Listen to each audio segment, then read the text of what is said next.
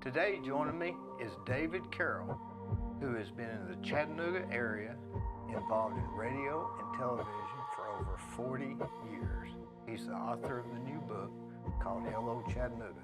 I've read it and it's really good.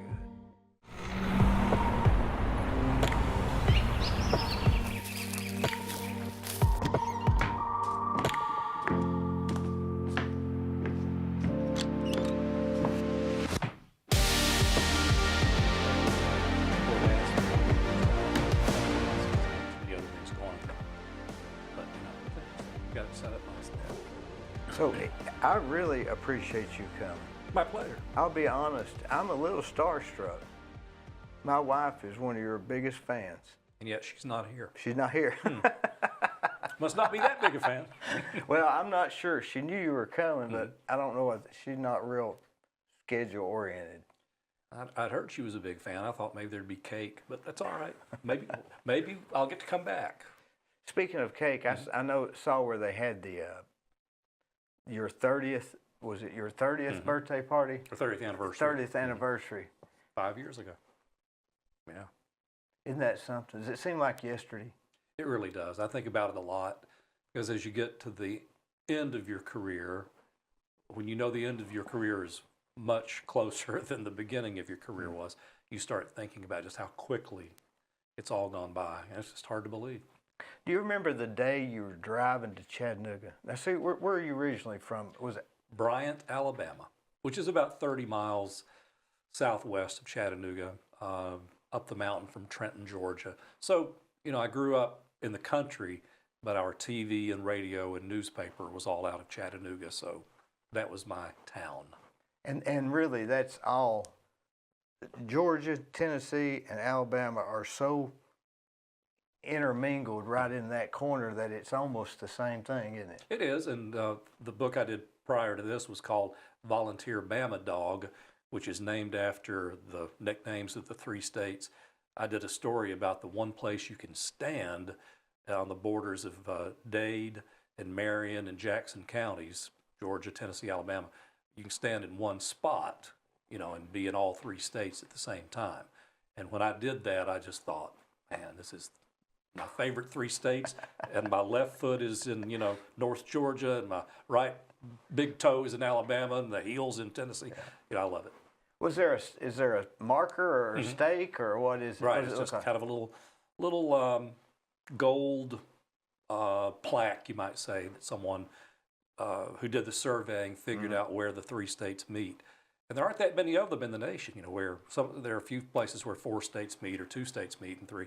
But that's our little Isn't there one out in Arizona somewhere? Or I think it's the Four Corners. the Four Corners, yeah. Yep.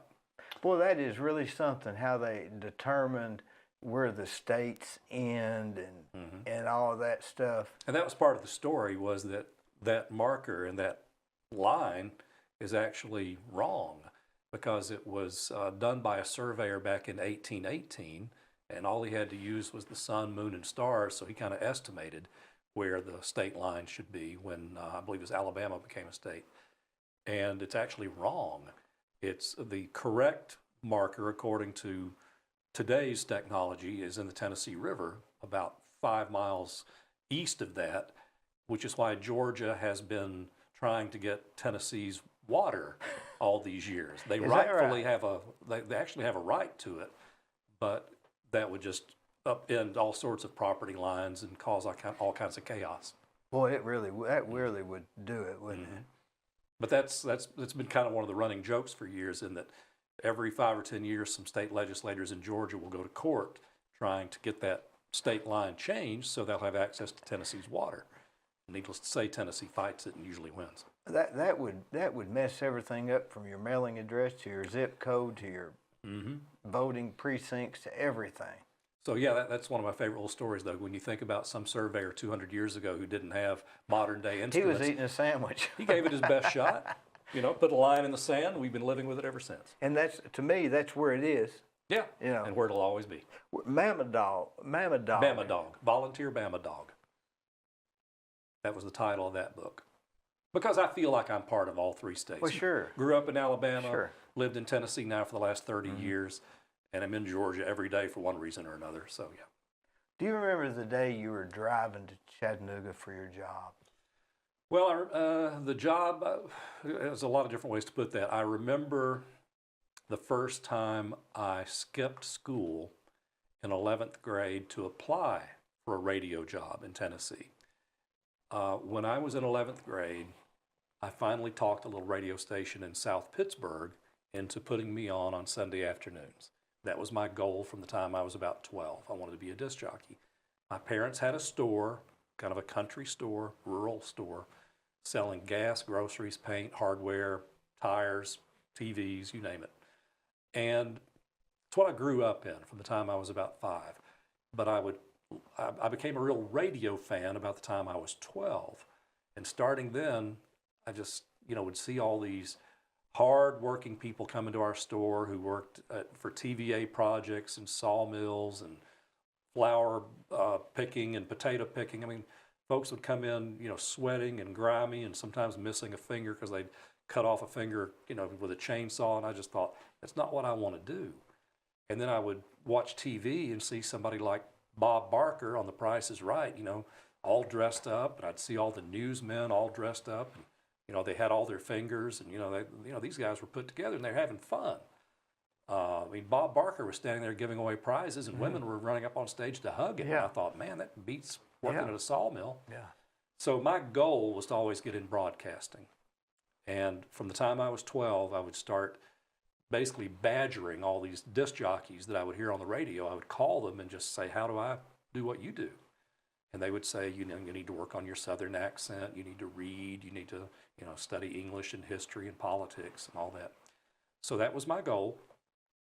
So I did talk a little radio station in South Pittsburgh into giving me a chance on Sunday afternoons to play rock and roll music. And I had been on that station. You were in what grade were you in? 11th grade. And I was doing that for about 8 or 9 months. And I had become really good. And I know that because my mother told me I was good. Both my sisters told me I was good. And the other 11th graders at my school told me I was good. And I figured, all those people can't be wrong. Yeah. I must be good. So I took a tape of myself, skipped school, drove to Chattanooga like you asked, stopped in at WFLI, which was the top 40 powerhouse 50,000 watt radio station that I idolized. And I remember I took my tape in there of my Sunday afternoon shows in South Pittsburgh, handed them to the program director. And as he was putting the tape on the machine, I remember thinking, I wonder if he's ever heard anybody this young and this good. I wonder if he's ever heard an 11th grade 16-year-old who is this amazing. He's going to just fall down with joy. Well, I was thinking, who are they going to fire to make room for me? Because obviously I'm good. And so we put the tape on the machine, and after every one of my little segments, playing a record or whatever, he would stop it and just chew me out for how terrible I was, how I was using cliches, and I wasn't using my natural voice, and I was just kind of lazily, I'd say, ladies and gentlemen, da da da da da. He'd say, you're stupid. You're not talking to ladies and gentlemen, some big audience. You're talking to a person. You have to relate to a person listening in their bedroom, their kitchen, their car. You said the late, great Elvis Presley. What, you don't think people know he's dead? They know. Just on everything I said, he would stop and make fun of me or chew me out. And after about 5 little segments, maybe lasting a total of 2 minutes, he rewound the tape, handed it back to me and said, you work on those things I told you and come back and see me in a year. And Dee, when you're 16, a year is a long time. Mm-hmm. And I remember walking out of that building thinking, what does he know? Everybody else says I'm good. What's his problem? But the more I thought about it, I realized, he's right. I do all those things, and I could improve on that. And I could stop doing some of those things and do better radio broadcasts. And so I did work on it, and it took me a few months to come to the realization of that was probably the best thing that ever happened to me, and that he was the first person who was ever honest with me. And he was honestly trying to help me and make me improve. And sure enough, a year later, I went back, put on another tape, and was hired. Same guy? Yeah. But that's, that's one of the best lessons I ever learned, though, in that nowadays I'm the one who mentors or sometimes interviews young people who are looking for work, and they'll show me their video newsreel tape of what they've done. And I always say, now, do you want me to be nice to you, or do you want me to be honest with you? And most of the time they'll say, be honest with me. And I say, okay, now some of this may hurt your feelings, but, I'll say something here that might make you better. And because that's how I got better. Do you think that some of the stuff he told you was correct, or would you go back and say, that some of that stuff he told me was not exactly correct? I think all of it was correct. I do. Because some of the people that I was listening to and copying myself after weren't necessarily that good. But sometimes when that's the only standard you have, you raise yourself up to that particular bar and think that's as high as you need to go. He was trying to make me better than that and trying to raise that bar for me and say, you can be, you don't have to be acceptable. You can be very good. And that's been my goal ever since, is to try to broadcast in a way that's, above that bar. It is a skill, isn't it? It's harder than it looks. You try to make it look easy or sound easy if it's radio. You want people, when they're watching the news, for example, if something goes wrong behind the scenes, you can either sit there and look into the camera and freak out and say, everything's going wrong, the teleprompter isn't working, and there's nobody at that live shot, and I can't hear any audio in my ear, and let's just go to a commercial. Or you can kind of finesse your way through it, keep that eye contact, continue talking, ad lib, tell what you know, and hopefully make enough sense and spend enough time to where after 30 seconds has passed, some of those things have been corrected and you can move on to the next thing. And the goal is to make the people watching at home never know that anything was wrong. That's the goal, not always achieved. Now, you're more used to live stuff. Mm-hmm. Like, you can't, like playing an electric guitar, you make a mistake, everybody knows it, I guess. Sure. Mm-hmm. And live, there's something about live to this day that I like. That's how I started in radio. And in that era of radio, you couldn't record ahead of time. I mean, the technology didn't exist where you could pretend you were hearing a song that, nowadays that's kind of the norm. But at that time, everything was live, and, records could skip, records could run out, you'd have dead air, commercials would fail to play, machines wouldn't work. I mean, anything could go wrong. So over a period of time, I tried to develop those skills to where I could hide those mistakes. And you also develop a sense of timing. At that time, for example, you had to hit network newscasts at an exact time. Yeah. It might come on at 4:55:00 or 5:00:00, and you couldn't have 10 seconds of dead air going into it. You didn't want to go into it missing the newscaster's first 5 or 10 seconds. You were supposed to hit it at that moment. And I took a lot of pride in trying to do the math, figure out when a commercial or song or whatever would end so that I could hit that time on the clock. And with TV, similar things. Many times we'll go live to a reporter who's covering, a tragedy in Los Angeles, and he's going to start talking at 5:01:00. So radio helped me develop that sense of timing to where I would say just enough leading up to it, but not too much. And that's part of the joy of being live, though, is just that challenge of doing something right. And if you do it right, everybody sees it. You screw up, everybody sees it. It's kind of a nice challenge. I don't have a lot of athletic ability. I don't have a lot of, I can't fly an airplane or build an engine. Those are skills I don't have. But that's a skill that I have, and I try to do that well. Did you work at the store that your parents had? Mm-hmm. My dad was an engineer at Arnold Engineering in Tullahoma, Tennessee. And about the time he got to be 40, he was one of those guys who just felt like he was burned out. Had to work a lot of hours, long hours, sometimes all night hours. And so I'm told he didn't like his boss. I mean, again, I'm 5 years old, so I don't know what Yeah. that story was. But he was at a point in his life where he wanted to be his own boss. And he decided that a little grocery store there in the community in which we lived was up for sale, and that was going to be his ticket to being his own boss. As I used to remind him much later after that, yeah, you don't have one boss anymore. Everybody who comes in the door is your boss now, because the customer is always Yeah. right, as I was told hundreds of times. But nevertheless, he got to have his own business.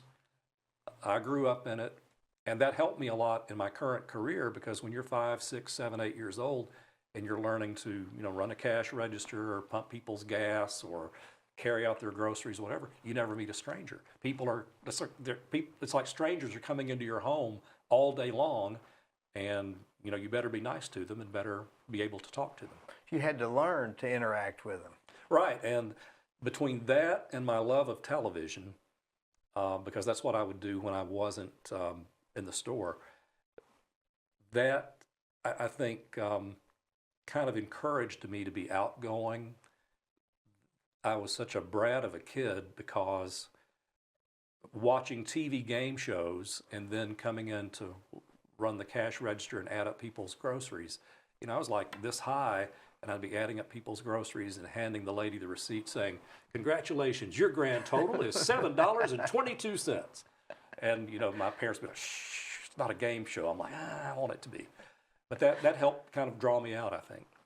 Do you think that, do you have any classes or courses in being a disc jockey or a radio guy, or No. you just had a passion? A passion, and unfortunately sometimes imitation, I guess, becomes the route that you take to get into radio, because you're hearing your heroes, disc jockeys at that time, and I would hear the Chattanooga disc jockeys who generally most of them took the same route I did. They would start out in a Dalton, Cleveland, South Pittsburgh, Calhoun, Athens. If they had some success there, they would take a tape of themselves to the bigger city, Chattanooga, with the bigger stations and larger reach, and get hired there. And many of them, if they succeeded in Chattanooga and they wanted to advance to Nashville, Atlanta, Indianapolis, that was sort of the route up. For me, I would hear them, the Chattanooga disc jockeys, and at night I would hear my all-time favorite radio station, WLS in Chicago, which was a clear channel AM station that after the sun went down reached 38 states. So living 30 miles out of Chattanooga, I would lose the Chattanooga station's signal at sundown when their power was cut. They went to a nighttime signal that just covered the city. But I could hear these out-of-town radio stations like the one in Chicago and some others from around the nation that were clear channel. The FCC gave them the ability to transmit around the nation. And, the Chicago disc jockeys were amazingly good. I mean, that's how they got there. And so I never took any classes or went to any schools to be a broadcaster, but I feel like those night after night after night, when I'm 11, 12, 13, 14 years old, listening to some of the best broadcasters in the field that I wanted to be in, some of that surely rubbed off, and goodness knows I stole a lot of their traits and styles, because I wanted to be them. Did you ever watch WKRP in Cincinnati? I did. That came on the first year that KZ106 was on the air, which I was the first person on that station. So it was kind of timely for me. I was about 21, and KZ was the first FM top 40 station in Chattanooga. And I remember when I got moved to that station from an AM station, I was doing mornings on WGOW AM, and the new owners came in and said, "We're going to turn KZ106 into a rock and roll station. We're going to turn that frequency into a rock and roll station, and we want you to switch over there." And at the time, I thought it was a demotion, because nobody was listening to FM at that time. AM was king. And I was kind of depressed about that. And then around that time, partially thanks to WKRP and just more people getting FM radios in their cars, there was this huge move from AM to FM, people were suddenly realizing the music sounded better. You'd hear it in stereo, signal was more powerful. So WKRP kind of coincided with my move to that kind of format. Johnny Fever emulated that era of disc jockey perfect, didn't he? Yeah. I mean, that was you. Well, he reminded me of the older guys that I worked with, because at that time I was about 20, 21 years old, and I had been doing radio full time for 2 or 3 years. But there were some guys at my station and at competing stations who were like Johnny, maybe in their 30s or 40s, who had that kind of burned out look and appearance and style, did too much, smoked too much dope, right? Just crazy in their personal life, A little and bit professional shaggy life. hair. Yeah, just kind of strange individuals. Yeah. But he reminded me of a lot of people that I worked with. A lot of people like that Johnny Fever personality. Mm-hmm. Yeah, he was iconic for that time, and that show was written in large part by the former program director at WQXI in Atlanta, who so many of those stories that you saw in WKRP came from real life. It seemed like it was, because it was too close to reality. We had so many things that show had. You have kind of a nerdy news director and a flashy sales manager, and good-looking receptionist, and And the boss, the guy that owned the station by accident. Clueless boss. Yeah. So yeah, that was must-see TV for us. Now, I saw your relationship to, say, Luther in the Morning. Was he? Would you say that he was a mentor or? Yeah. In my early career, not so much. In fact, he was competition. And during that time when I was in my 20s and he was in his 60s, I was, in a way, sort of the sacrificial lamb they put on in the mornings, because, frankly, a lot of people didn't want to work in the morning because there wasn't a lot of listeners in that pie after Luther took his share. Luther, at that time, was at his peak. He was in his 60s, had been on the radio 40 years, and even though he didn't play, young people's music, many young people at that time were kind of like captive listeners, because that's what Mama and Daddy had on in the morning when they woke up. That's what Mama and Daddy had on the car on their way to school. So, like I say, you take, say, Luther having 50 or 60% of the audience in the morning, the rest of us, we're just trying to carve up our share of that remaining 40 or 50%. So in the beginning, I was a little resentful, even though I didn't know him. I just remember thinking, he's finding lost dogs. He's playing music by Guy Lombardo and, all these artists who are dead, Why aren't people listening to me? I'm playing, the current hits, and I'm telling all the cool jokes and making fun of the news, and, And gradually over the years, I got a little niche of the audience that, became respectable. But after I got into TV, I worked at the same station as him. I did TV, he did radio for a few years in the 80s. And then in his older years, once I did a couple of books and did a little research on him and really started appreciating who he was and what he had done over this unprecedented career, he became a real friend, a hero, somebody I still think about every day. I mean, I've still got his voicemails on my phone. He's never going away to me. But he is, I've never met anybody like him. There's never been anyone else in my profession who accomplished what he did worldwide. Think about it. Somebody who worked same time, same station, from the time he was 19 until his death at age 92.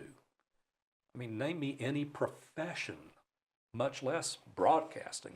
And I believe he changed tires before he started doing that, right? Didn't he work at a gas station? Yeah, it wasn't like he had formal training. He had no training. He was like me in the sense that he was a kid with a dream.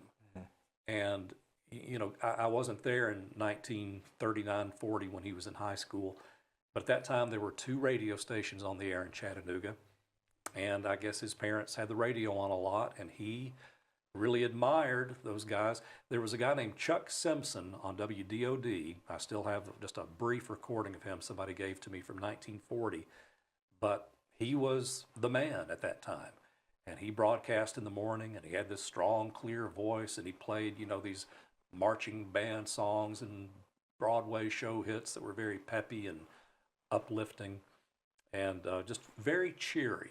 And Luther later admitted that that's what he wanted to be. He wanted to be like Chuck Simpson. And Chuck at that time, you know, keep in mind Chattanooga was you know, a small town compared to now, but had 2 radio stations, and this one guy was the man.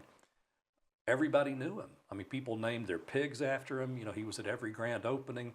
When he got a speeding ticket, it was on the front page of the paper. I mean, Chuck Simpson was more famous than the man. And he was as famous as those other people that people heard on the radio. They heard him on the same radio. They heard Bob Hope and Jack Benny and Will Rogers, and, you know, so he was that big. So that was Luther's role model. And the way Luther was discovered, he was working for Bill Penny's service station on Dodds Avenue.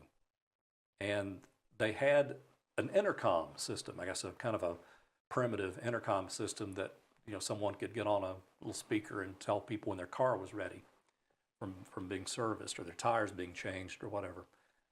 And Joe Engel, who was the owner of the Lookouts and the namesake of Engel Stadium, and also the owner of this new radio station that was about to go on the air New Year's Eve 1940, was at the station one day getting some work done on his car, and this 17, 18-year-old kid working there, Luther Massengill, gets on the intercom and says, "Mr. Engel, your car is ready. Mr. Engel, your car is ready."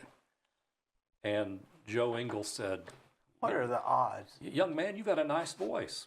Would you like to come and try out and read some commercials? I'm about to put a radio station on the air." And that's how it started. What are the odds of that? I know. I mean, he could have been out sick that day, or you never And know. not needed tires. Mm-hmm. But it was meant to be. And he was just truly one in a million, once in a lifetime. You regret that you didn't get to know him more when you were earlier on? Yeah, that would have been fun because years after when I started writing about him and interviewing him, you know, kind of paying tribute to him as he would notch his 60th anniversary or 70th anniversary and all that. And it was always fun to hear his stories. But yeah, I really didn't. I guess he was about 65 when we started working in the same building. And so for about 4 years, I got to see him every day and just kind of watch him in action and just see the magic in how he communicated with people. I asked him one time, you know, what's your secret? I mean, why are you Luther and the rest of us are the rest of us? And he said, I really don't have a secret. He said, if there's anything, I've learned that it's not the music you play, because, you know, we all have the same records. You might play rock and roll, I might play soft music, the guy down the street plays country music, but we all play music, and we all play commercials. But it's what you do to help people between those records and those commercials. And that was his secret, because in his heyday, you never heard 2 songs in a row. You never heard 2 commercials in a row. Between every event was Luther doing something for the community. Might be as simple as, my friend Dee has lost his Cocker Spaniel. If you see a Cocker Spaniel roaming around Cleveland, call so forth and so on, play a commercial. That ends. His next thing is Stewart Elementary School's having a bake sale. They're trying to raise money for a new football field. It's going to be this Saturday at noon. Play a commercial. But every time he had a chance to talk, he was trying to be a part of the community and help people. And the rest of us were just trying to be funny or clever, but he knew how to really touch people. He would also sort of, in his talking, you'd sit back and say, was that a commercial? And that's his genius. And you really weren't sure if it was a commercial. And That makes sense. And the rest of us weren't allowed to do that because the formats were so tight. They wanted us to play hit after hit after hit.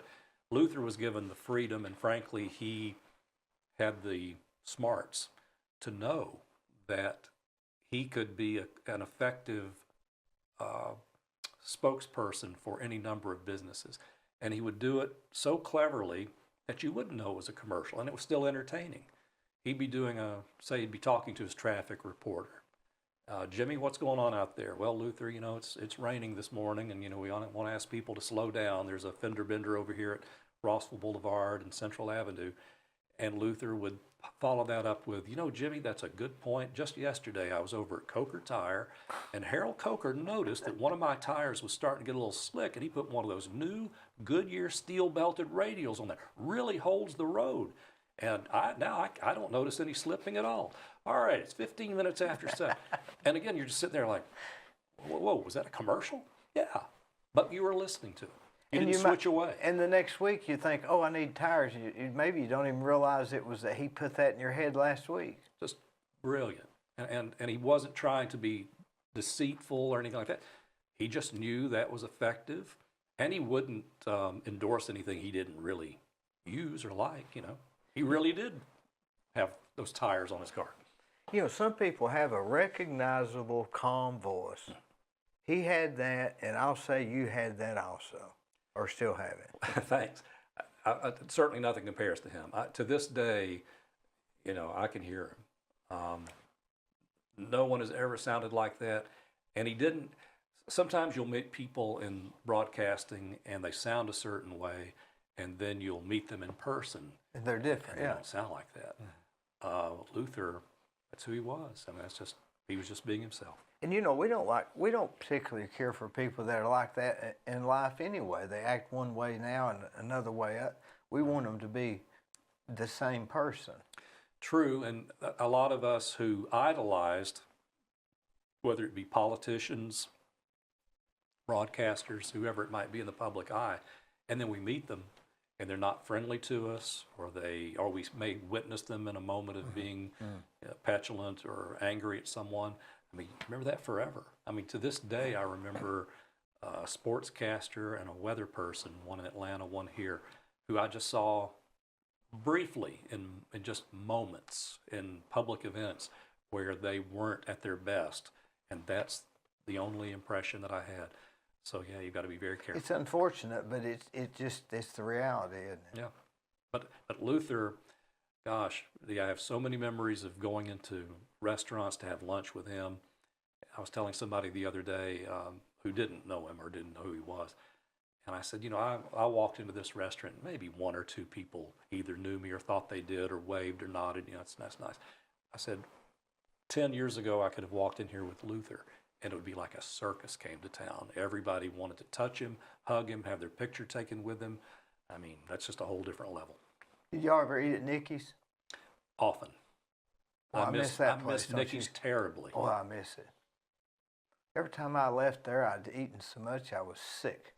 Yep, I tried to limit it to cheeseburger and fries because if I got started on the shrimp and onion rings. Oh, those onion rings, man. They'd have to take me to the ER. I always put mine in. I always dipped my onion rings in French salad dressing. Boy, that made them good. But that's just one of those. Why did they go out of business? I guess the pandemic, was that about the time, or was it? Well, it was that may have played a role. It was right around the time the pandemic started, but I think it was inevitable. It's one of those businesses that got passed down a generation or two, and I think the most recent owner was nearing retirement age and really didn't have anybody in his family who wanted to take over.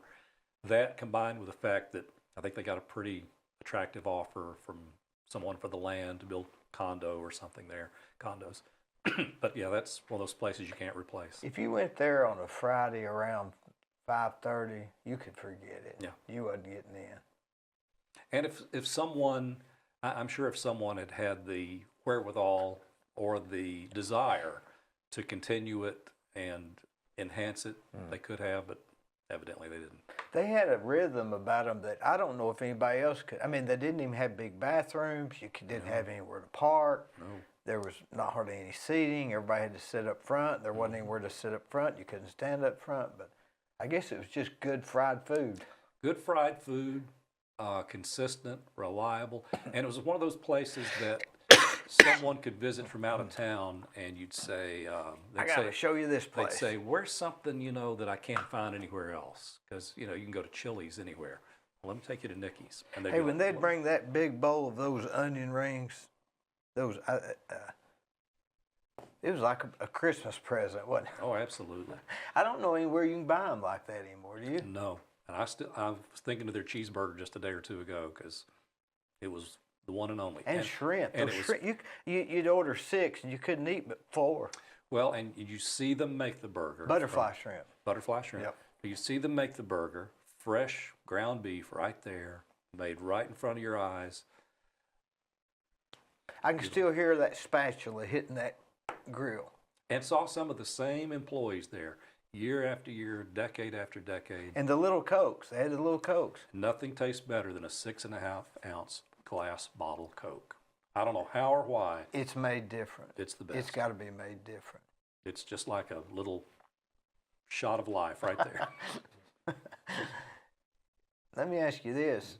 We mentioned Rossville Boulevard. And as we talk about that, we don't realize that that was after Ross's Landing. Mm-hmm. That was incorporated Chattanooga in 1830 or 40. And fast forward less than 200 years, and look at Chattanooga. Oh. I just feel blessed to be a resident there. I feel blessed that around the time my kids were growing up in the 90s and the 2000s is when everything went boom with the aquarium and the river park and Coolidge Park and the IMAX and the new baseball stadium, the new football stadium. I mean, I think Chattanooga got a little flat in the 70s and 80s, kind of making that transition from manufacturing to more advanced technology, putting a little more emphasis on tourism. But right around the time the 90s came and some of those improvements came to fruition and became a reality, as I say, it was right when my kids got to be 5, 6, 7 years old. I mean, you couldn't ask for anything better. It's fantastic. Wonder what we attribute that to.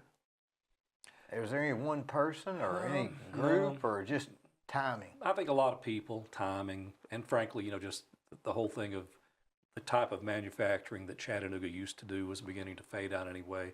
There were a lot of people concerned about air pollution, which had given Chattanooga a really black eye 50 years ago.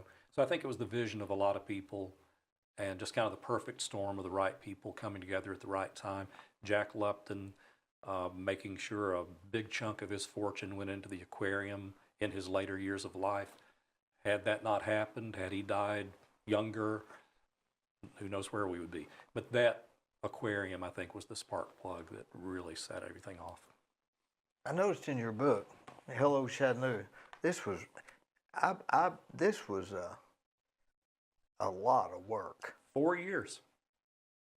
I don't know how you got it done in 4 years. That's how much information is in this. My wife will tell you that she saw the back of my head for many years because I was on the computer, she was doing whatever she would do, watch TV, read, and all that. It was a hard book to do because there's so much data in there, and I didn't want it to be all data, dates and times and all that. So a lot of work with pictures, stories to kind of, add to the pictures and the data. But there were so many times during the 4 years where I would get to a point and run into a roadblock of being unable to get information from a needed source to fill in these blanks of Memorial Auditorium, 100 years of dates, Tivoli, 100 years, Lake Winnepesaukah, 100 years, all the others.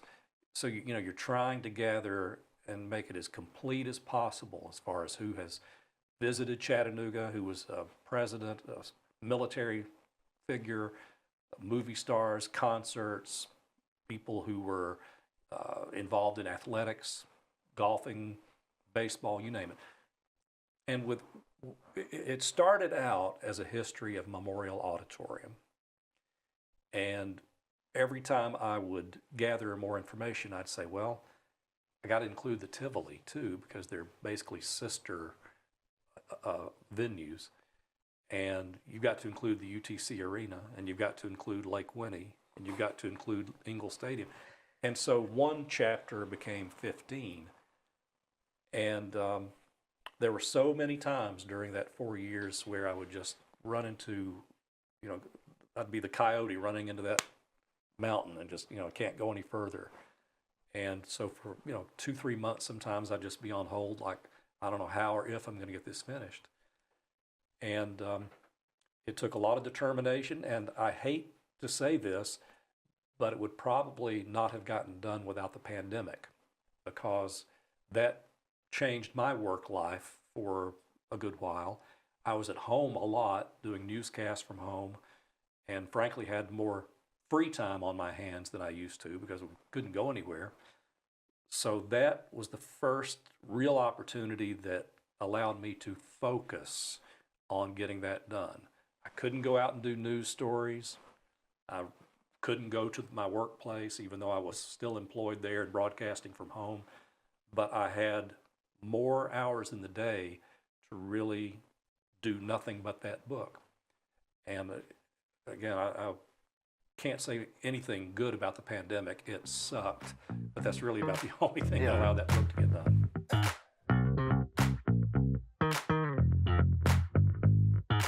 Let me tell you about Capstar Bank. They're located in Nashville, Hendersonville, Gallatin, Athens, Madisonville, Sweetwater, Etowah, and in Cleveland at 950 25th Street and 3855 North Ocoee Street. I've used them. I like them. Give them a try. They're no problem.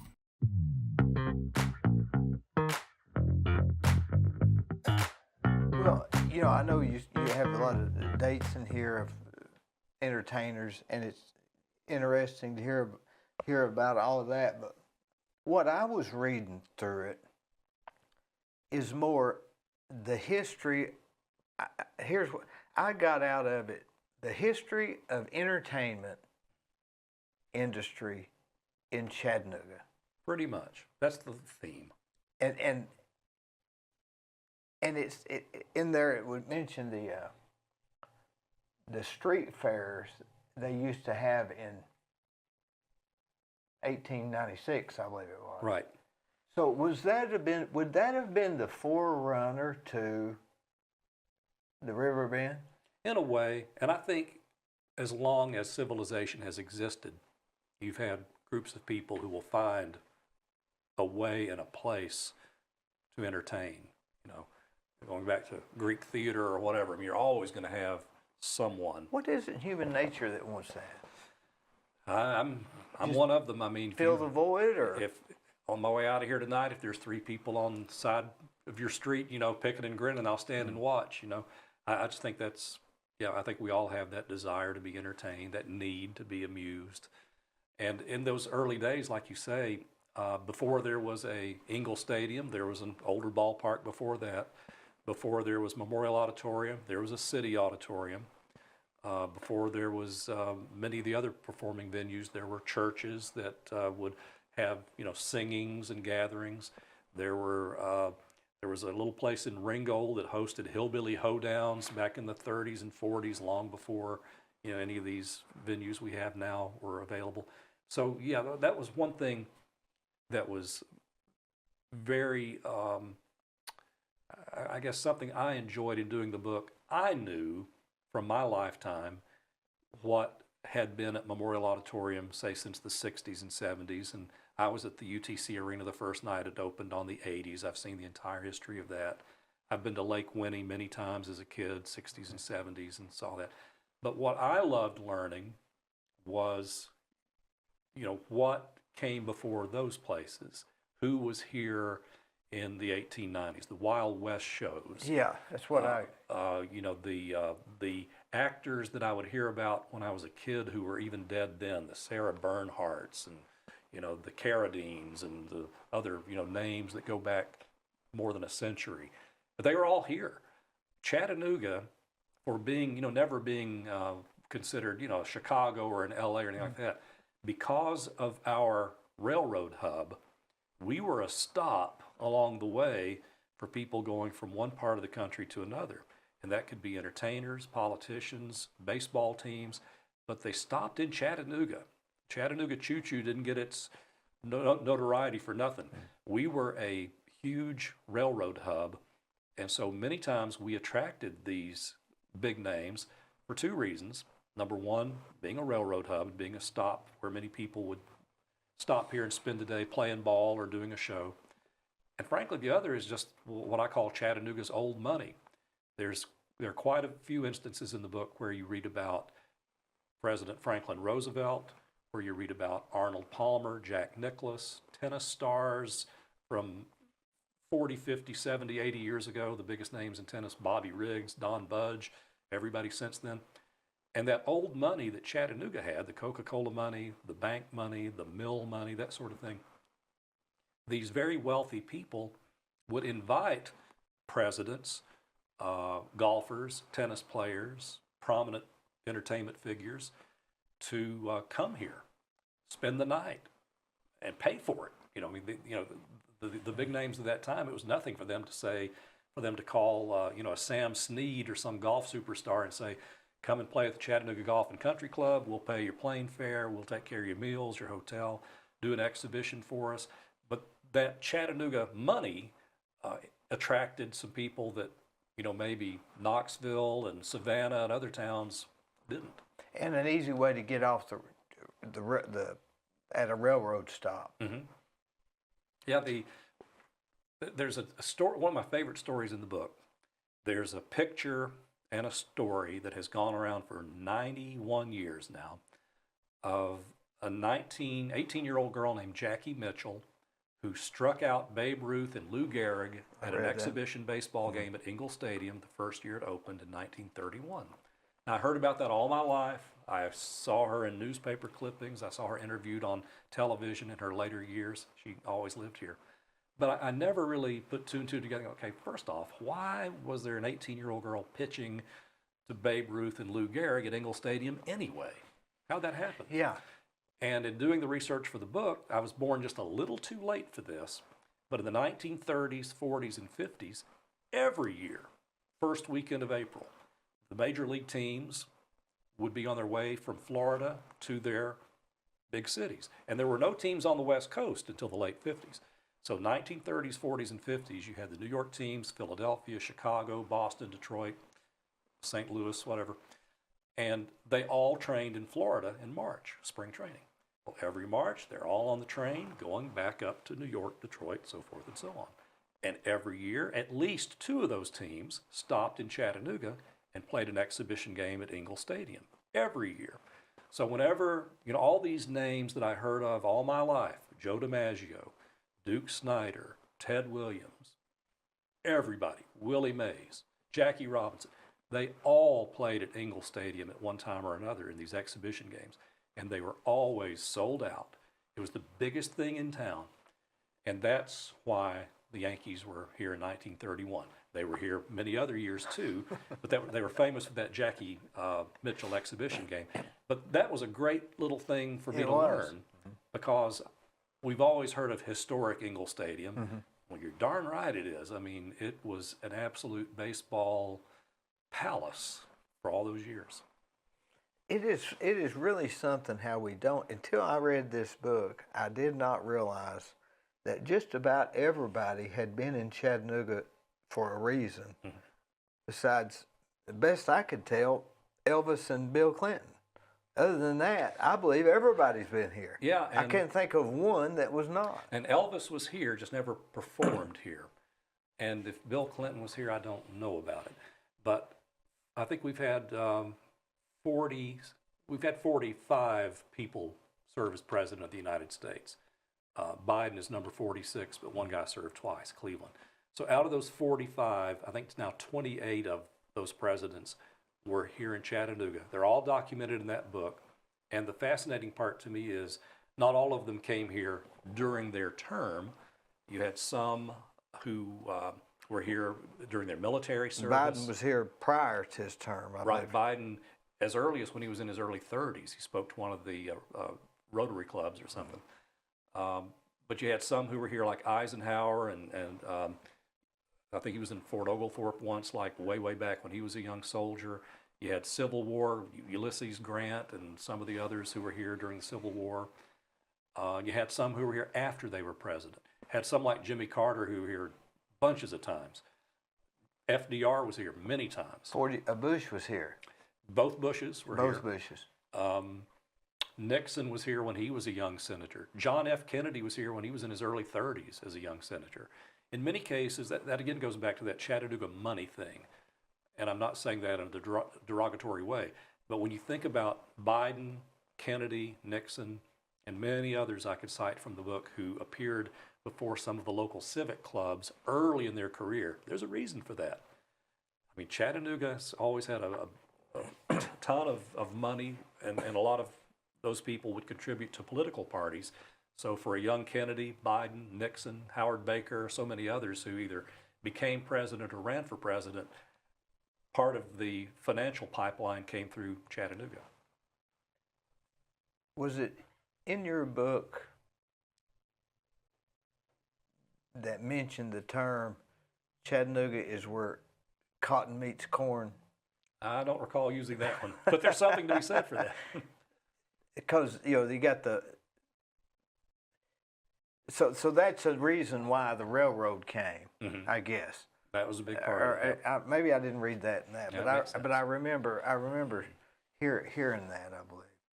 But it is really astonishing that you've been able to, not only have you written about these, but you've actually met them. Can you think of anybody that you just, when you met them, a star like at 21 years old, who would have been the big star that you met early on? Probably early on. Back then, when I was first getting into radio, I became the music director for some of these local radio stations at a fairly early age. And at that time, the record companies they had promoters for each label who would come to Chattanooga. And in order to get a radio station to play whatever record they happened to be promoting at that time, they would wine and dine the local disc jockeys and music directors and often give you a chance to meet those recording artists. And they would sometimes send these artists on the road to go to individual radio stations to ask you to play their songs. Because, let's face it, if, somebody like, I was trying to think of somebody that, if the Bee Gees, who were, struggling for a while in the 70s before Saturday Night Fever. I mean, if the Bee Gees are in town and you get free tickets to their concert and a chance to go backstage and they're like, would you play my latest record? I mean, you're going to say no to the Bee Gees? No. So, it's very ego flattering to be able to go up to somebody like a Kenny Rogers and, there's this shining star of a man who's, thank you for playing my records. I've got one coming out next month that I really think you'll like. I mean, when you're 20, 22 years old, that's a little powerful, isn't it? It's kind of an ego trip, I guess, right? A huge ego trip. And as I learned, though, it's very temporary because, you have that power, you think, in that position. And then the moment you take another job, like in my case, when I was 25 or 26, I switched to TV, which had nothing to do with playing records. And suddenly, those same record promoters wouldn't take my calls anymore because I was no use to them. I always think about that movie, Oh Brother, Wherefore Art Thou, when they went to that radio station and they sang in the can. Yeah. Remember that was what you were. You were allowing them to sing in the can. Pretty much. And what I love, and some of these stories are in the book, there was a local promoter who was the booker for Lake Winnipesaukee. And people sometimes make fun of Lake Winnie. But the fact is, for 97 years, almost continuously, they have provided a great amusement park for the people in this area. It. And for most of those 97 years, they have provided free Sunday afternoon concerts featuring the biggest names in country music. Now, granted, most of them are either people who are on their way up or people who are on their way down. They're not going to get Garth Brooks or Luke Bryan there today, but you know, they get some big names anyway. And Jeannie C. Riley, back in 1968, was a nobody, and she's schlepping around all these different radio stations like WFLI here. This is a little before my time, but she and Gene go to that radio station with a copy of this new song she has called Harper Valley PTA, and hands it to Johnny Eagle, the program director. And I mean, it's kind of a country song, and yet FLI played rock and roll. But Johnny got to meet her, and she probably charmed him in some way or another, and they put it on the turntable, and that was the first station in the country to play what would become a #1 song. And that following weekend, Jeannie did her first live concert at Lake Winnie. And she had really one song, and I guess she faked a few others. Yeah. But, you know, it's fun to go back and see how our little town and even places like Lake Winnie made a difference in someone's lives. Dolly Parton was the same way.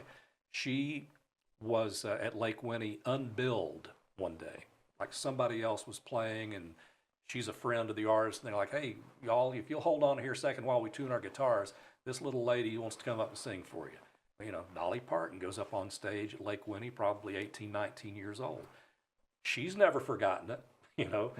But it's fun just to find those stories. One of the other things that I really enjoyed documenting for that book, you know, whenever you go to a concert, there's a big name on the ticket. You bought that concert ticket because the Doobie Brothers are the headliners. Well, there's always an opening act, and most of the time you've never heard of that opening act. And that opening act who's warming everybody up for the big stars, that's when you come in, you know, they're playing on stage, and, you know, you're finding your seat, getting you're your taking popcorn, your coat off, and you're talking to your neighbors. Nobody's paying attention to that poor soul on stage because we're waiting on the big star. And so I've got a whole section in there on people who were opening acts in Chattanooga that were unknown at the time. Celine Dion, Britney Spears, Taylor Swift, 38 Special, I think you said. Yep, Kenny Chesney. Kenny Chesney got some horrible review in the paper. He opened for Clint Black, and the next day in the paper, it was like, Clint Black was amazing. You know, Clint Black did all of his hits. These instrumentalists were amazing. Kenny Chesney really became bigger star than he did. Than him. But that little thing in the paper that day said, also appearing was the opening act, Kenny Chesney, who looked like a 12-year-old boy wearing his daddy's 10-gallon cowboy hat. All it said. So I've told people, you know, next time you go to a show, pay attention to that opening act. They may be tomorrow's big star. Pay attention to the 16-year-old boy that's drove from Alabama to bring his demo tape. Exactly. You never know who You never know. You never know. It was a joy, though, to John Goodman, you know, who's been a TV star for years on Roseanne. Yeah. He's one of those guys. And on Oh Brother, We're Far Out. He's in that too. Isn't that funny? You're right. He was one of those guys who was in a play at the Tivoli Theater back in the early 70s. Some play, you know, and there were a couple big stars in it, and he was that guy who's, you know, the third or fourth headliner. Nobody knew who he was, but there's a picture of him, you know. So it's fun to dig up that kind of stuff. Isn't it funny how people that seem to be in positions to be stars have that sort of luck that kind of goes with them? Mm-hmm. In other words, it's like, almost like written in the stars, which is, I guess, maybe where it gets the name. They're a star. Right. But do you think that all of these people we've mentioned, that they had unbelievable talents, or do you believe there's other people that have talents too, they just don't pursue it? Well, there's some of that. I think the luck you said is a big part of it. I do a radio show now too, and one of the things that I research on that are the stories behind the hits. And every week, I've been doing this 7 years now, every week, I call my wife over and say, come here, you're not going to believe this. And I will find the original version of some big hit we all know and love. And sometimes it's not that good, but every once in a while, it's like, oh my God, this is great. I mean, this is better than the one we've been hearing on the radio. Now, what do you mean version? Of the same artist or of an earlier artist? Well, in many cases, it's usually another artist. Like a Hound Dog for Elvis, that movie, they had that. Big Mama Thornton. Big Mama first Thornton one who did it. Yeah. And there are a lot of instances like that that aren't that well known, but you go back and either find that the first version was better, in some cases that the first version is just literally the successful artist ripped it off word for word, note for note. It's just like, and that first person just either didn't have the promotion, the record company push, timing, whatever it may be. I mean, sometimes a song may be a little bit out of its era, and it becomes more. Well, that's very applicable true, later. isn't it? But that kind of answers your question, and that so much of it is luck and timing. And you think of so many of these artists and people who were just, that close to getting that big break or that role or whatever that made someone else very wealthy. It would be interesting to talk to some of these people that said, well, I was going to quit on Thursday, but on Wednesday, such and such happened, and I just went through the roof. Oh, yeah. And I think of that. It could be promotions. In your career, my career, I mean, one of the things that I'll never forget is that at about age 19, I had done a little bit of radio, but I had decided to go back to college, major in business management. And even though I was not a huge fan of my dad's business, I knew it was profitable, knew it had a good future. I knew I could do it. It wasn't as fun and entertaining as what my dream was, but also, I was starting to think about money, and at that time wasn't making much money in radio, and thought, if I'm going to settle down and have a family someday, I'm going to need money. So long story short, I wanted to keep my little toes in radio on weekends or something as a hobby, but I had shifted my full-time goals to something more sensible. And so I was going to college at nights and working toward a business management degree. I was doing that for several months. Everything was going fine. That was on schedule. On a Thursday morning, the radio station that I was working on weekends for here in Chattanooga called, and the manager said, listen, our morning guy just resigned, and he's given us 1 day's notice. Tomorrow's his last day. Monday he starts in Birmingham. We just need somebody to fill in on mornings for a couple of weeks till we find somebody. And I thought, well, going to school at night, driving 40 miles to get there, working an early morning shift, I can suck it up and do it 2 weeks. So I told my dad, I said, for the next couple of weeks, I'm going to have to get up at 4 in the morning because we live 40 miles from Chattanooga and the whole thing. And he said, you can't do that. You've never gotten up early in your life. I said, well, it's just for 2 weeks. He says, what about college? I said, well, I know I get home about 10 o'clock, but I said, for 2 weeks I can do it. He said, you need to call them and tell them you're not going to be able to do it. And he wasn't doing any reverse psychology. He was just being honest. He's like, I don't think you have the physical ability to work here during the day at the store, drive to Rainsville, Alabama at night, drive to Chattanooga at 4 in the morning. Just tell them you can't do it. In my head, 18, 19 years old, I'm thinking, I'll show him. He says I can't do it. I can do it, which was stupid, but that's the 18-year-old brain thinking, thank goodness. My dad just told me I can't do something. I'll show him. So I did it for 2 weeks. And whatever I did was acceptable enough to where they offered me the full-time job, which led to everything else that I've done since then. And so, I think, what, if that guy, that former disc jockey, hadn't taken another job and given them 2 days' notice, if he'd have given them 3 days' notice, they might have called somebody else. They might have found someone else. Or had he been satisfied in Chattanooga and stayed there, whatever. But you look back at all these little things in your life that lead to something else, that turn into something permanent, and you realize there's something more powerful that's calling these shots. I don't know if it's anything we do or if we're just supposed to be prepared when it comes about, but it couldn't be that. It's too much random circumstances. Mm-hmm. Yeah, and again, I think pretty much all of us in every walk of life can cite something as to who we marry, why we married them, why we didn't marry somebody else, all that stuff. But I look back at that stuff all the time. I always think several times in my life, if I'd have took a left instead of a right, it might have been a disaster. Yeah, I'm with you. And I'm the same way about job changes. A lot of people that I know can't handle a few months or a year or whatever of a difficult time at work. You know, if you don't like the boss, if you've been given a task you don't want to do, by golly, I'm going to take the first thing that comes along. And they do. Sometimes it works, sometimes it doesn't. And I've had those situations at Channel 3. I've been there for 35 years. And I can think of at least 3 periods of time when I would have, done just about anything to get out of there because I was unhappy for one reason or another.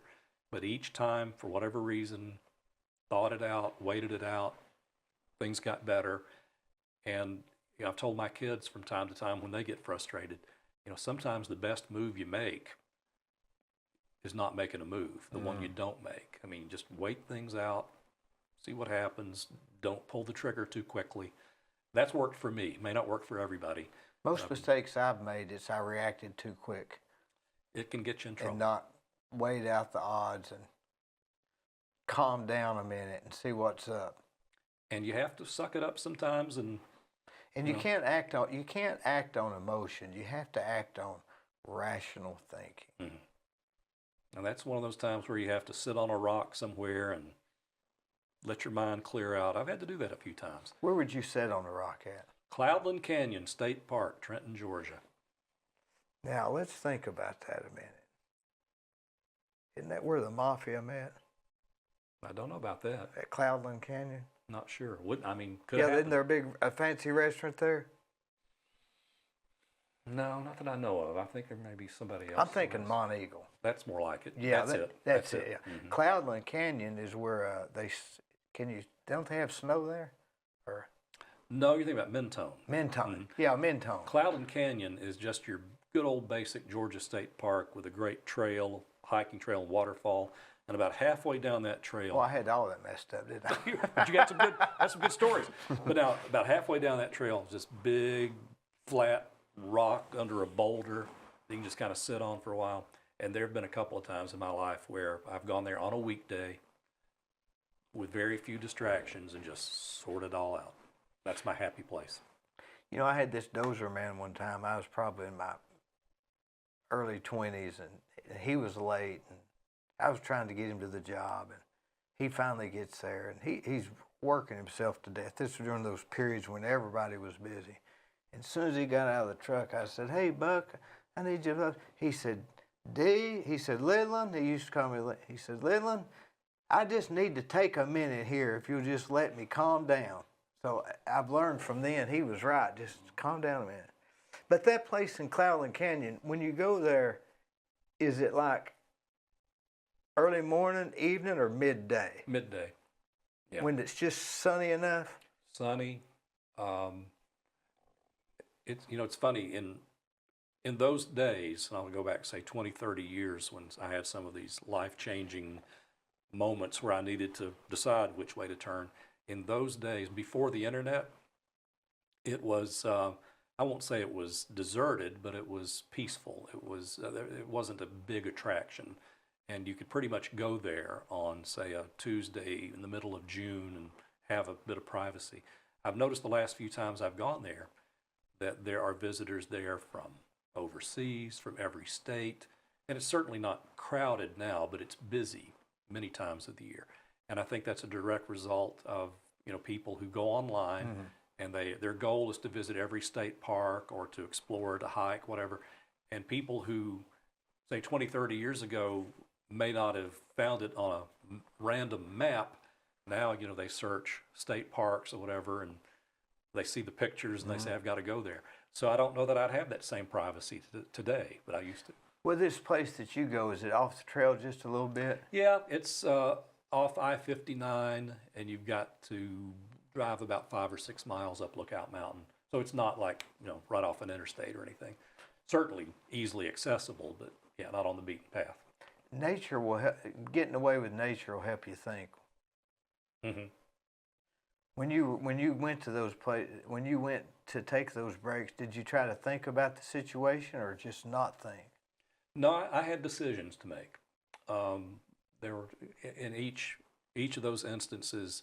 I mean, frankly, one of them was whether to stay in radio or switch to TV.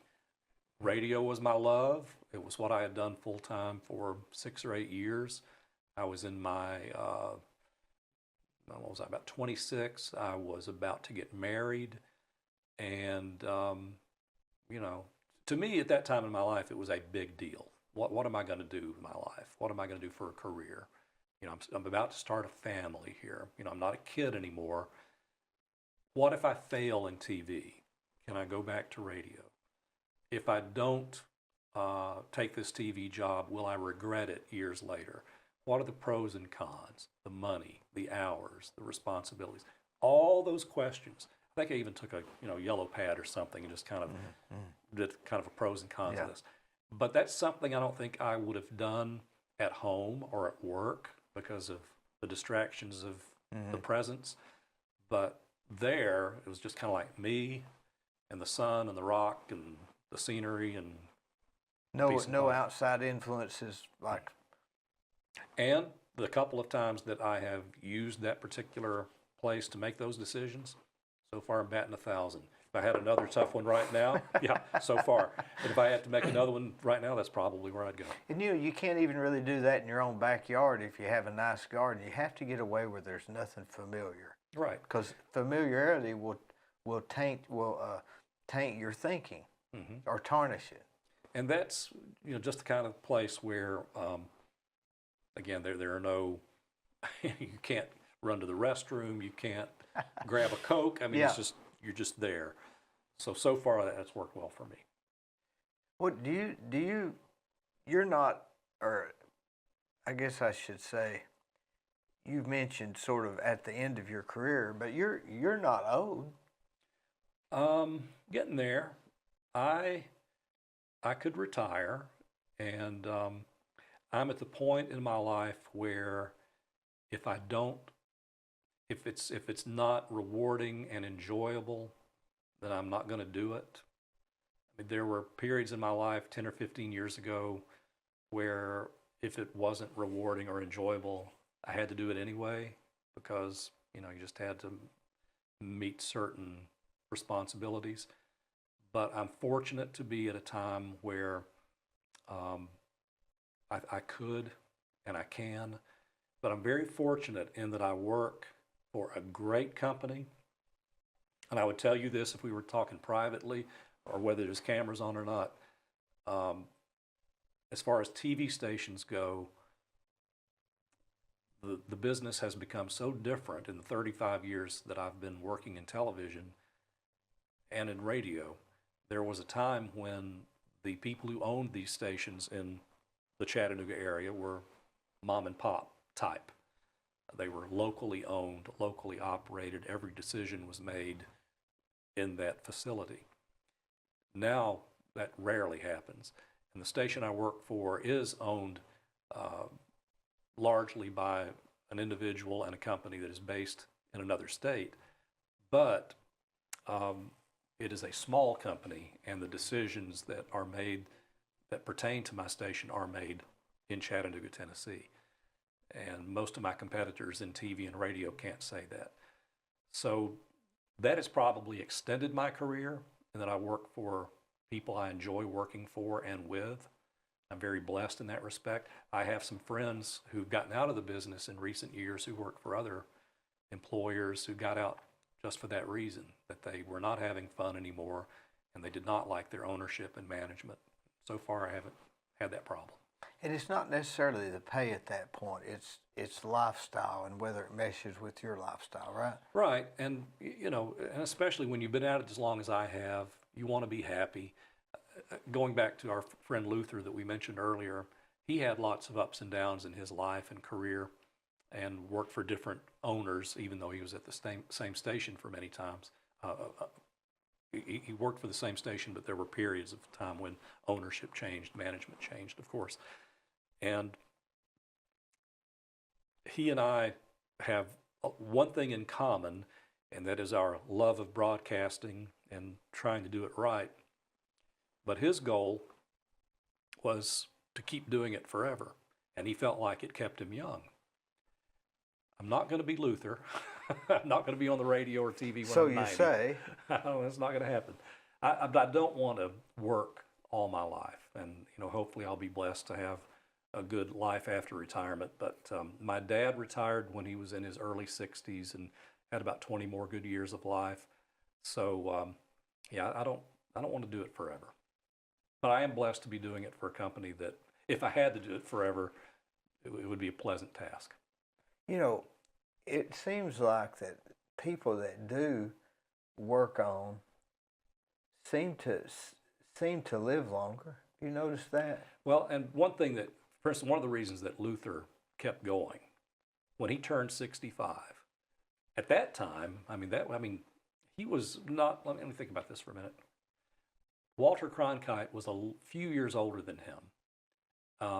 Walter Cronkite was born, I think, in 1915 or 16. Luther was born in 1922. But when Walter Cronkite turned 65, he was forced to retire from CBS. That was mandatory. Everybody did.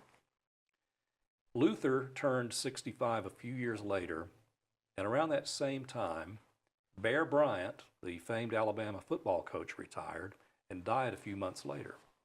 Harry Thornton, who was one of Luther's TV and radio colleagues, was a little bit older than Luther. He retired at 65, died about 3 months later.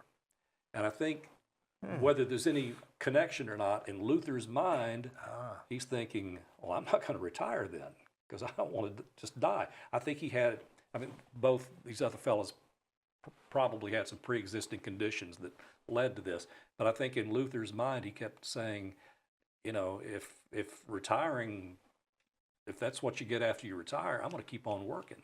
And he liked working with young people. He liked being one of the guys. He liked being part of the pranks and part of the camaraderie that go into the broadcasting. And he liked to be treated like the 25 and 30-year-olds were. But I'm sure that's part of what kept him going as long as it did. Well, I noticed people that seem to have a zest for living and doing whatever their job is, they seem to be more balanced mentally. I'd have to go along with that.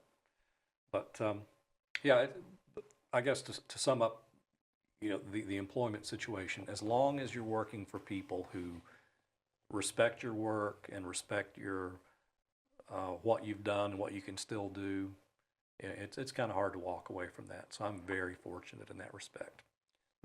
It's so rare these days to work for a broadcasting company where you work for somebody who knows your name, because so many TV stations and radio stations these days are owned by these large corporations who have, an outpost in every town, and you're just a number to them. And we often hear of people who get laid off, for financial reasons, but they may not know, what this person has done in that community or what that person may be facing in his or her life at that time. They just know that job number 22A in Columbia, South Carolina has got to be eliminated because we can fill it in with a 21-year-old who will do it for half the money. So I'm blessed in that I'm still working for a company that does not think that way. Now, let me ask you this. You're familiar with all types of music. A lot of them, not all, but yeah, some. If you were to have to drive to Florida tomorrow and you had to pick one album, one CD, one artist, what would be your go-to? If it were just one artist. You had to be stuck with him for 5 hours. Yeah. If I were going someplace like that, this would certainly not be the most deep thinking or meaningful type of music, but the Beach Boys would come to mind. There's something that would kind of keep a smile on my face. Happy. And, give me some nice memories and something to sing along to. A lot of people would probably answer your question with... it would all be different. Oh, yeah. Everybody, it would all be the era that they were coming up in, that music. And the Beach Boys were actually a little early for me, but I've just always... It's hard for me to switch away from a Beach Boys song if it comes on the radio, even if it's a rainy day.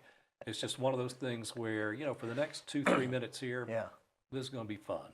We're just going to ride the waves and drive the fast cars and look at the pretty girls and think about California, So that would probably be the first one that comes to mind. Have you ever wondered this? Nowadays, or back then it was, or, and I'm probably messing this up, but back in the early, 1920, it was the vaudeville show.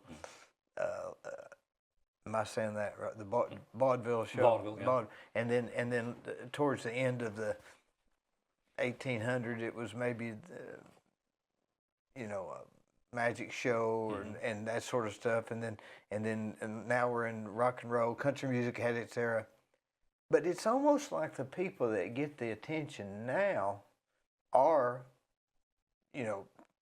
artists, singing artists.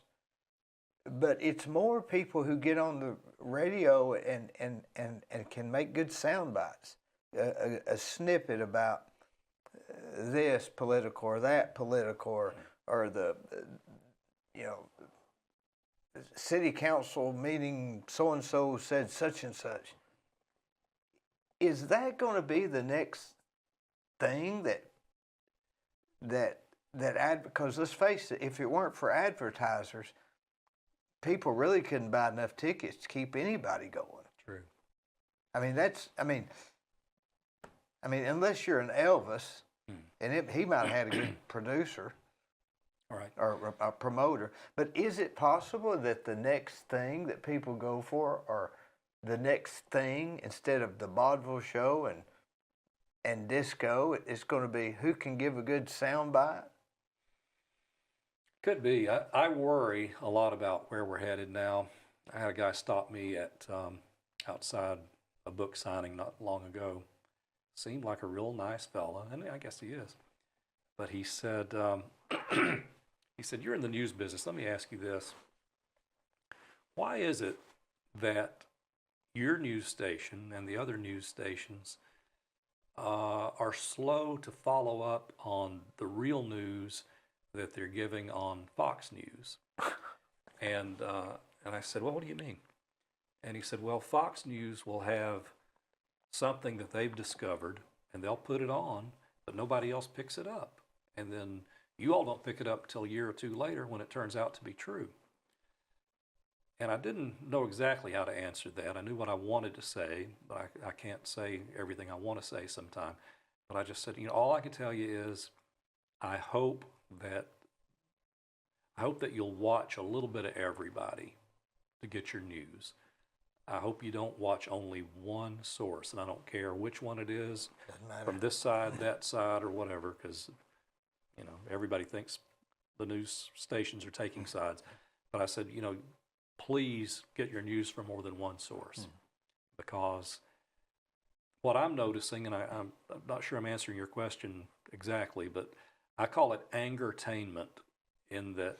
Well, I hadn't heard that, but that makes sense. It bothers me in that, let's say a certain channel or network is, that their main theme today is how high gas prices have gone up. And they will spend days and hours and weeks hammering that point of how everything's terrible because gas prices are up. And the reasons. And, that's certainly enough for us to get angry about. But now, for example, for whatever reason, gas prices are on the way back down. They're not as bad as they were 8 months ago. But those same people who were riling people up about that a few months ago, they can't talk about gas prices now. You're not mentioning that now. Because that's not it's not eliciting the anger that they need to keep people watching. They're finding something else, whatever it may be. But it's just unfortunate that today, unlike when I was growing up, you can't just inform people. And people sometimes say, Walter Cronkite, why aren't there people like him anymore who never expressed an opinion? Well, he did express opinions occasionally. Yeah, and some people didn't like his opinion. It got him, some hot water once or twice. But still, then compared to now, generally most of the news we got, magazines, newspapers, television, radio, most of them tried to inform. That was the goal. Investigate and inform. Now, so many of them, their goal is to make people angry, because that translates into ratings, which translates into revenue. And as a result, we have so many angry people now. And, I can't imagine pretty much any of the networks, opinion networks I call them, I can't imagine any of them now devoting their entire day to celebrating gas prices going down, because that's not going to make anybody mad. So we've got to find something, we've got to invent something that will make them mad.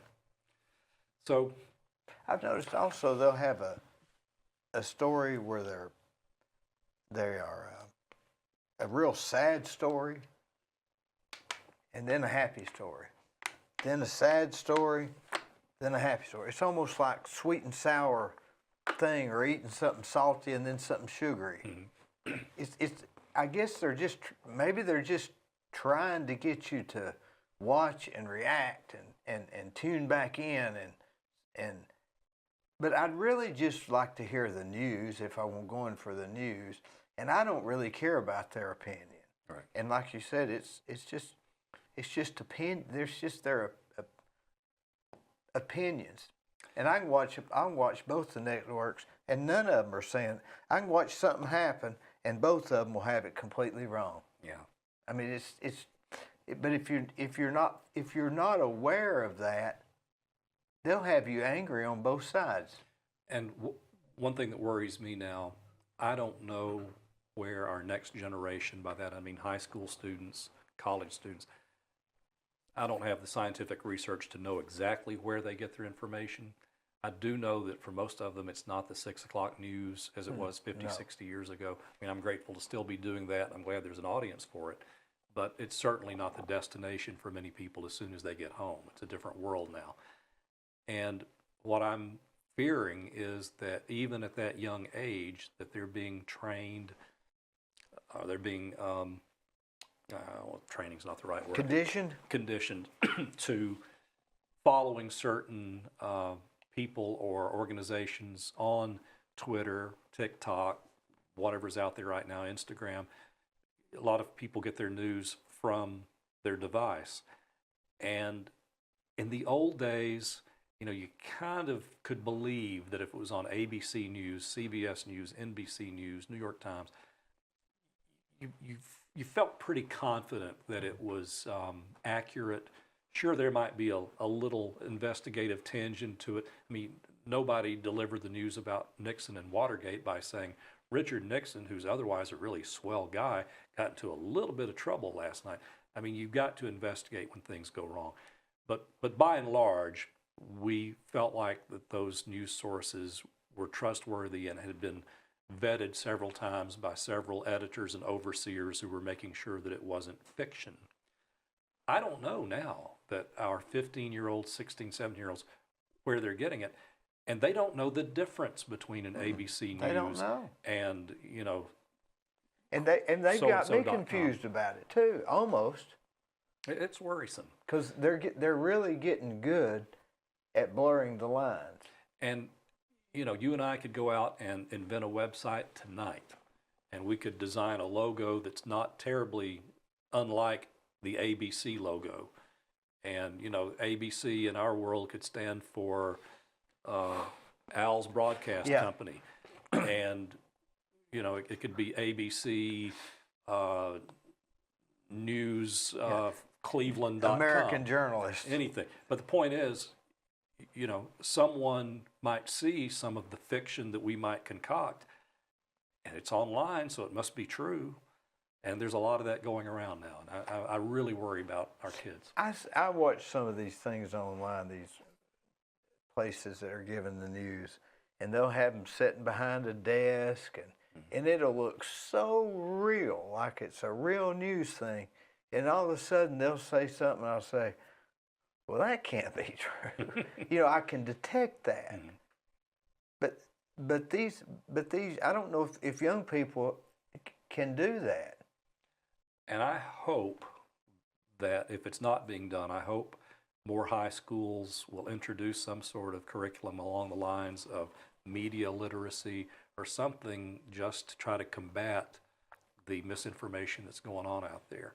I mean, it may be too late for me, but I hope somebody can figure out a way to do that.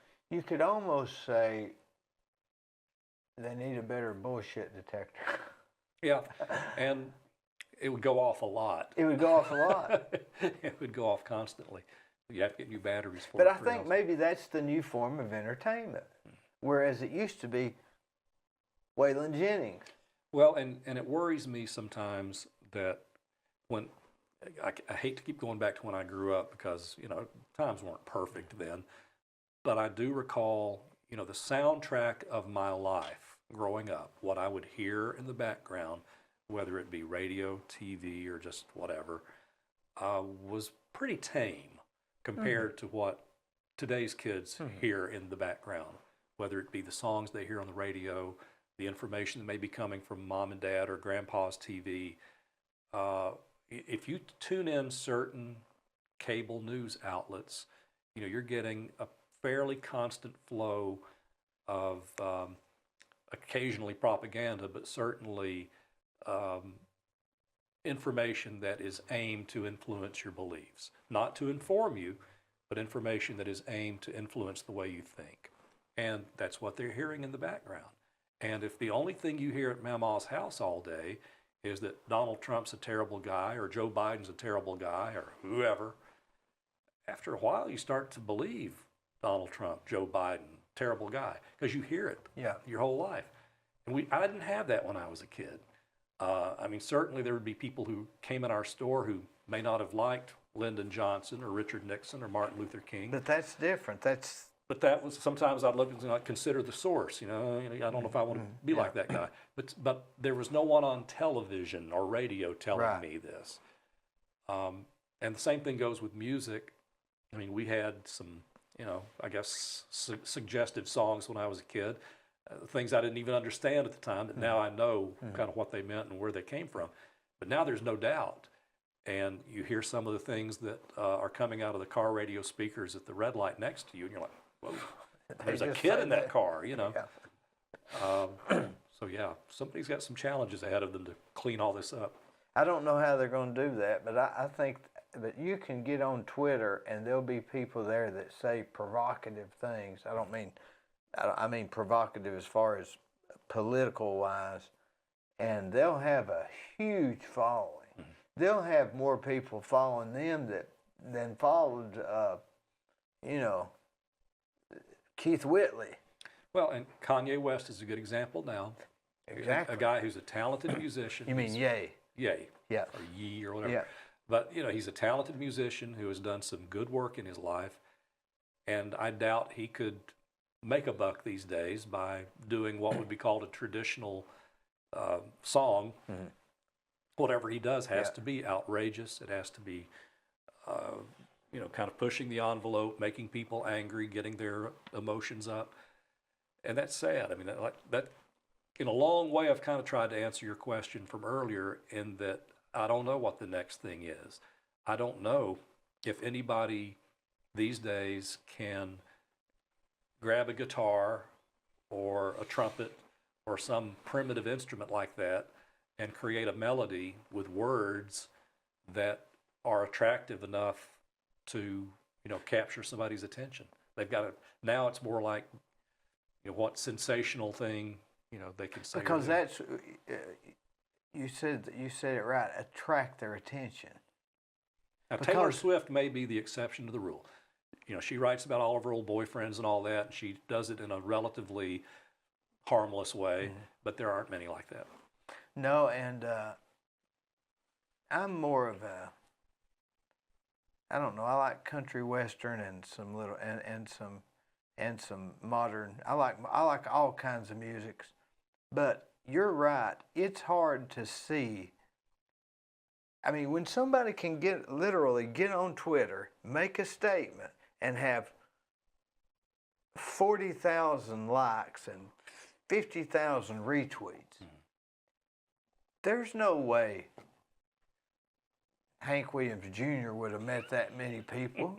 or I guess the Bee Gees might have for a few years there. So maybe the new form of entertainment is your comments. That's because that's all they are, just comments. And I'm guilty of that too. You know, and being in TV, we're encouraged to have a social media presence. Sure. And in my own life, I'll admit, I try to put things out there that will be liked and retweeted In my own case, sometimes I get too smart for my own good, and every once in a while I have to like walk back a little bit. But my goal is to say things or post things that people might consider informative, funny, clever, that they might feel like And I passing call on. that provocative, provokes Yeah, I mean, a reaction. because of my position and because also of just who I am, I'm not gonna, cross too many lines there. But if I see where, for example, a state or national politician has done something that done or said something that I feel is just remarkable in a good way or a bad way, I'll usually post it without comment as something like, the representative from so-and-so's Northwest District weighs in on healthcare, and that person may have said something I thought was really fantastic, or might have said something that I thought was just incredibly awful. But I'd rather let other people look at it. I'm bringing it to their attention. That's all you're doing. And if they want to say, praise the Lord, that's fine. If they want to say, how did this person get elected, that's fine. But I just try not to be the person who decides that for them. The way information and news and getting people to is really, I'm like you, I don't know where it's going, because nobody's going to pay to listen to the radio except unless you go to satellite and all of that. But the reality is they're just trying to get me to watch you, so I'll see that commercial, so I'll buy those gloves.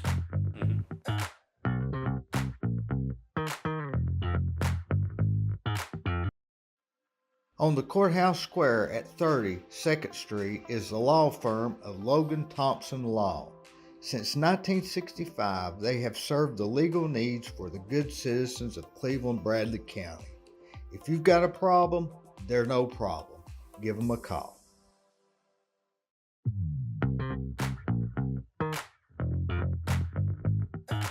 So, you have one thing that you have found or maybe it found you, but going to these local schools, that has been that's almost how some people are labeling you, right? Oh, yeah, and I'm proud of that. During the pandemic, it's been tough. Before the pandemic, I could accurately say for about 25 years that I was in more schools during a school year than anybody except the guy who delivers the milk. Because I would generally try to hit about 150 a year, which comes out to almost one a day over a school year period. But 20 counties that we cover, and certainly never got into all of them in a particular year. But over my career, I've been in probably almost all of them by now. I guess the benefit of that for me has just been, it has really spotlighted the inequity, and there's no way to fix it. People have talked about it for decades, and they'll talk about it a few more decades. But it's just kind of sad when you look at the big picture to see that some students are zoned for and are attending schools that may have a fraction of the facilities, equipment, and opportunities than other schools do.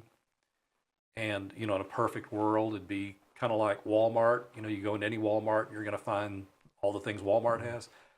In schools, it's just not that way. And having grown up in a rural area in a high school that had low enrollment, not that many classes from which to choose, and occasionally visiting other schools for football games and things and going, wow, wouldn't it be nice to have that? Or, gee, they've got this. It's still that way today and probably always will be. But I have truly been fortunate enough to see that full spectrum of schools, from the poorest to the richest, from the oldest to the newest. And I just wish, if I won the lottery and could wave that magic wand, I'd try to figure out a way for all kids to have the opportunities that the best ones have. Who else would be able to see all of those different levels of facilities and stuff? Would it be a bus driver, maybe the milkman, maybe as you saw Somebody it, like that. I mean, the point is, if you're the superintendent of Hamilton County Schools, yeah. you've got 75 schools, and I guarantee you he's familiar with all 75.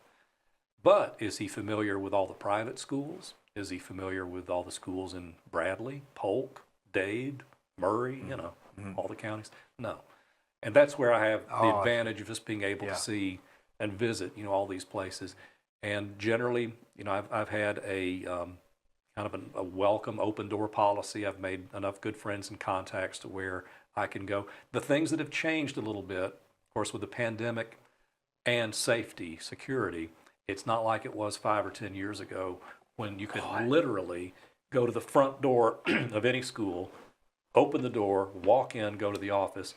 Can't do that anywhere now. You could go back then. You could go in there and sit down in the cafeteria and eat, and nobody might not even ask you what you're doing there. Pretty much. I mean, and frankly, like at the times when I was growing up, there was no reason to be worried about what you would be doing there. I mean, I grew up in an area where the nearest law enforcement was 35 or 40 miles away, and you see Mayberry on TV. That's kind of like what we're talking about. I mean, there was not that long ago, in the scheme of history, not that long ago, there was a time where, you could leave a school door unlocked, wide open, let the fresh air in, the side doors, whatever. Yeah, that's just the way it was. That's the way it was when I grew up.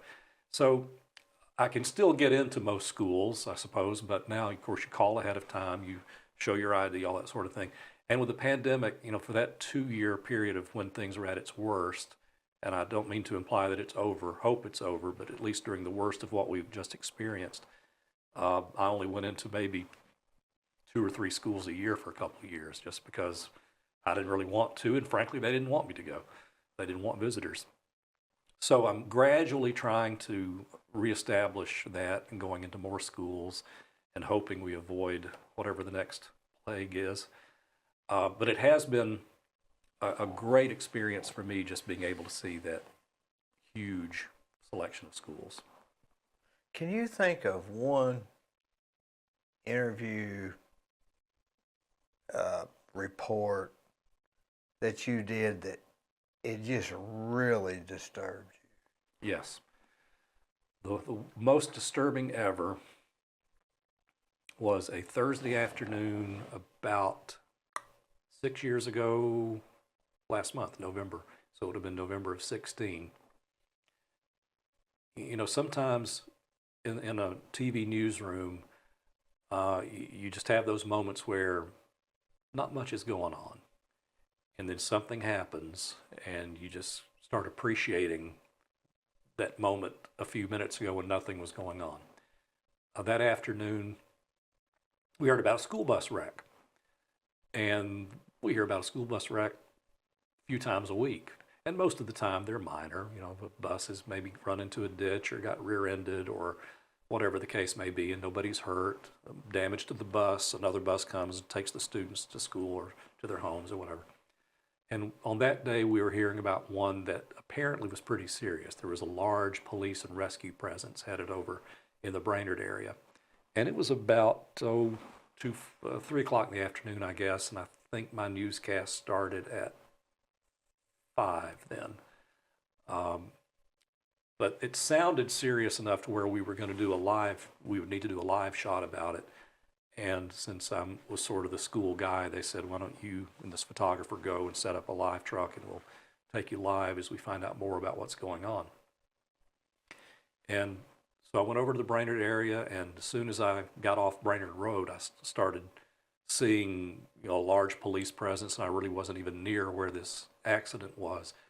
And because some of the police officers and rescue people knew me, I think I was in my personal car, they let me get a little closer than they were letting most people get. And I was able to get near sort of the control center for what turned out to be a 6-fatality school bus accident at Woodmore, involving the Woodmore Elementary bus. But what stands out from that day was just the ashen faces of the superintendent, central office people, rescue people, None of them could say much because it had just happened, and we were just gradually getting information as to how bad this could potentially be. But then you started seeing parents and grandparents, a lot of crying, a lot of hysteria, and realizing, that I was a witness to this very personal, tragic moment that I had never experienced. I mean, I'd never covered a war, I'd never covered a mass shooting, I'd never covered anything involving multiple fatalities. And for someone who's been in the business as long as I have, that's rare. But that's just not been my beat, so to speak. I've never been a crime reporter or medical reporter. But that day, I was seeing up close and personal family tragedies at their most devastating. Golly. I mean, you're seeing these people literally just walking up a slight hill from where this bus was, and they had just learned that they had lost their baby. We're talking 5, 6, 7-year-old kids. God. And, and then you've got to go on TV and try to keep it together. You've got people 20 feet away from you who've lost their world, essentially, and a lot of others who are near you who still don't know. There's still that uncertainty as, is my baby one of them? Is my baby badly hurt? Did my baby survive? All these questions. Some of them are coming to me because they think I know everything because I'm the news guy. I don't know anything except, what little we've been able to pick up. But that was easily the most disturbing. And that's just one you'll never forget. So that far trumped any other. Yeah, as far as something that had a big impact on me, because I have led such a charmed life. I mean, my children are grown and healthy, and my parents lived to an old age, and didn't have any, say a sudden accident or anything that sidelined them.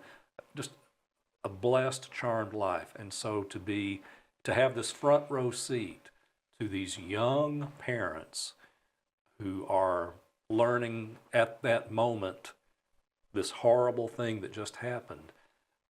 Oh yes, that's tough. And then to share that information on television live in a way that doesn't distort it, that doesn't sensationalize it. For instance, I shouldn't another reporter from another media outlet was broadcasting heavily on rumors, and actually got on TV and said 12 children had died, which made it to the network of that affiliate, national and world. 12 children killed in Chattanooga bus wreck. Well, 6 is bad, which it turned out to be the correct number. But when it's 12, and again, you've got many parents and grandparents watching, getting information wherever they can. Well, now suddenly their mind, the chance that their child is one of them has just doubled. Yeah. And I think I even said on TV that day, you're hearing from some sources that 12 people have been killed. That's not what I'm hearing. If that's, we hope that's incorrect, and that's not the information that we've been given. We've confirmed that there are at least 5, but we don't believe it's 12. But when you've got rumors flying around and emotions going to the uppermost, that's tough. I hope I handled that well. I've gone back and looked at the tape and seen I could have done some things better, said some things better. And that's one of the challenges of this job, is that, when things are happening on the fly like that, you got to be very careful not to alarm people, not to distort or exaggerate or go from rumors. And it's just one of those, hopefully I'll get out of this business without having to report that again. That's a goal. That haunts you, doesn't it? It does, and just a year before that was the terrorist shooting there at the military recruiting headquarters in Chattanooga, and that was another one where rumors were bouncing in a lot. And these little phones that we carry around, I was getting tweets and texts and all sorts of things that were, I'm hearing this, I just confirmed that. And, you know, you're sitting there at the anchor desk and you just kind of, you know, I don't know if I can say this or not, you know, because I was starting to hear about these fatalities before it had been confirmed by anyone. And I can't go on TV and say, hey, a friend of mine who used to be a cop says that 5 military folks have been killed. Frankly, I trusted him, and it turned out to be true, but you can't do that. I just remember, and that was one of those also where that had the potential to really be inflammatory in that there were already suspicions that whoever was behind it might be a terrorist, and, you know, perhaps someone from a culture that many people frown upon. And you got rumors coming in. Well, it turns out that the guy was of Middle Eastern descent. But, you know, I can't go on TV and say this is an attack of Islam or whatever. Yeah. You don't know. So there are so many touchy situations in that whatever you say on live TV might get picked up by your network and go worldwide. It's true. And then, you know. Why do they call it an anchor desk? Good question. I don't know that I've ever, I guess that's Supposed to be the anchor. the guy that holds it down, you know. The guy that's, you're supposed to be able to depend on the anchor. Yeah. Well, that's changed, hasn't it? Well, now a lot of the people who some people consider anchors, I think, are opinion hosts. Yeah. And I refuse to call their channels news channels, and Yeah. I refuse to call them news anchors. They are hosts, and they are sharing their opinions, and they admit it. Yeah, I mean, it's not like they're hiding it. their own attorneys sometimes say you can't believe what. No, what it's you just an said. opinion. We're just an opinion But thing. people tend to believe it anyway. So. What would be a typical Saturday night for David For me, Carroll? Yeah. oh gosh, boring. Would you stay home or would you go out to eat? No, my wife and I have been empty nesters for, I don't know, 10 years now. So we're watching movies. If the Braves are What in kind season. of movies? We like a lot of comedy. We like, Police Squad? well, I mean, yeah, Monty Python? not into that necessarily, but there's so many streaming services now that have really well done shows, some of which have been adapted from Britain, France. Faulty Towers? Haven't gotten into that yet. Boy, it's funny. But I haven't It's gotten into funny. that. But generally, we're looking for entertainment during baseball. We're Braves fans. For college football season, she likes Penn State. I like Alabama. So we're about to get into this 3-month window there where we've got to find some entertainment. But now, as far as a Saturday night, I'm not a Saturday night guy. Just stay at home, Stay at relax. Boring. You're anything but boring. I appreciate that. David, you always wonder how people get where they're at and how so successful. And you have showed me that you got here by no accident. You're very kind to say that. I've had an interesting career. I feel like I've succeeded in some areas. I have failed in others. But it's been, I wouldn't trade it for anything. I'm one of the few people that I know who is still doing essentially what I wanted to do when I was a kid. Was it TV news anchor? Not really, not at that time, but broadcasting. I just will always feel it's an admirable profession, and we do catch a lot of arrows from different people who think we're biased or who think we're one thing or another. But here's the thing, I've worked with hundreds of people in my line of work over this 35, 40-year career, and 99% of them are well-intentioned, hardworking, well-meaning. Do we make mistakes? Yes. We try to apologize for those mistakes and correct those mistakes. But day in, day out, I've never been told what to report. I've never been told, put this slant on this story. I've never been told, don't mess with this guy because he's an advertiser or a powerful politician or whatever it may be. I and my coworkers have had freedom to do the stories we want to do, report them the way they're supposed to be reported. And also, I feel like I've been given the freedom to put a little personality into it, try to put a little of myself into it where it's not just reading a script, but having the opportunity to communicate with people, talk to them, and not talk with them, not talk down to them, so to speak. I never liked the news anchoring style where someone is reading as if they're on top of a mountain looking down at the villagers. I mean, I want to have a conversation with people, and I've been given the opportunity to do it my way, and I'm really thankful for that. You don't seem like the guy that would last long if you couldn't do that. Probably not, just not me. But yeah, but I'm very fortunate, and my wife and I kid each other a lot because we have that relationship, and she, she'll just often say, "You are such a lucky so-and-so," and I'm like, guilty. No, I'm living out my childhood dream, and hopefully can see it through. Well, I hope this book is a success for you. It has been. Thank you. I mean, it is. It's all over the internet. Mm-hmm. I got it on Amazon. Is it at Wally's also? Mm-hmm. East Ridge. Do you eat there a lot too? As often as I can, maybe once a month or so, something like that. So they're Friday. But that book has been a blessing. People like it. It's been a popular Christmas present this year and last year. And I'm hoping that book outlives me. I'm hoping that long after I'm gone, somebody digs that up, 40, 50 years from now and is like, man, whoever that old dude was, wrote a nice little history there that takes us back to 1900 and beyond. So. Now, can you get this Wally's has them for sale there, right? Right. And I have my own website where I can autograph them and mail them that way. What's the website? It is ChattanoogaRadioTV.com. And that's kind of lengthy, but I always tell people Chattanooga. Radio came before TV, so there you go. ChattanoogaRadioTV.com. And on that website, I have all three of my books, actually. The first one was a history of local broadcasting. The second one, The Volunteer Bama Dog, is kind of a comedy book. And then this one. And if there are any others in the future, they'll be there too.